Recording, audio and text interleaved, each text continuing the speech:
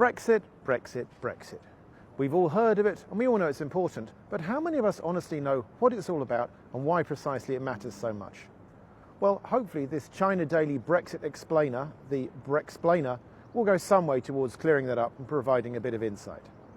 Having joined the fledgling European Union in 1973 and survived a referendum on membership in 1975, for the next 4 decades, Britain had a strained relationship with its European partners. And then it snapped. We now fast forward to the 21st century. In 2014, then Prime Minister David Cameron saw 2 members of his Conservative Party in Parliament switch sides to join the United Kingdom Independence Party, a strongly anti-European political group.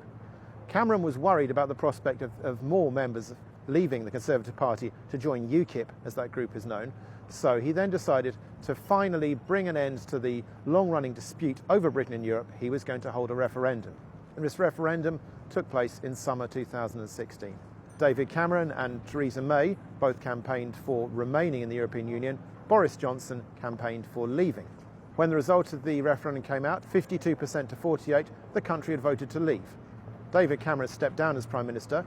Boris Johnson, despite being one of the leaders of the successful Leave campaign, opted not to put himself forward, and Theresa May, a previous Remain supporter, became Prime Minister and tasked with the job of taking the country out of the European Union.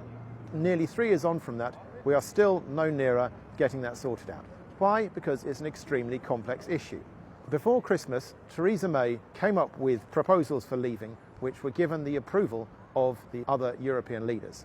However, she has now taken these proposals to Parliament 3 times, and each time they have been rejected by members of Parliament because they are equally unacceptable to both Leavers and Remainers.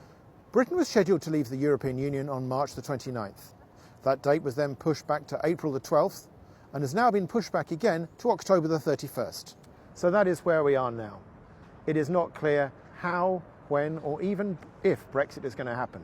But Brexit is the story that has dominated British politics and society for the last 3 years, and by the look of it, is going to continue to do so for some time to come.